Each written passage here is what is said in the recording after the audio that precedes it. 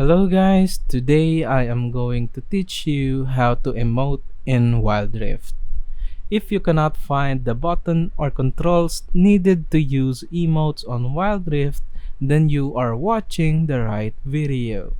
Before we go on with the tutorial, first I want you to smash that like button, hit subscribe, and ring the notification bell so you can be notified when there are new videos, updates, and other contents from our channel. So let us go ahead and show our emotes. First things first, let us launch the game.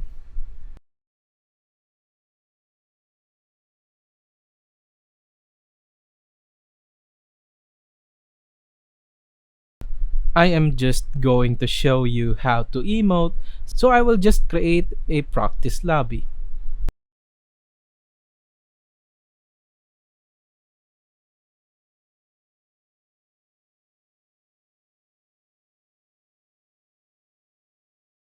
Once I am done loading the game, I will straight tell you how to use emotes in Wild Rift. Let us just wait for a little. It shouldn't take so long.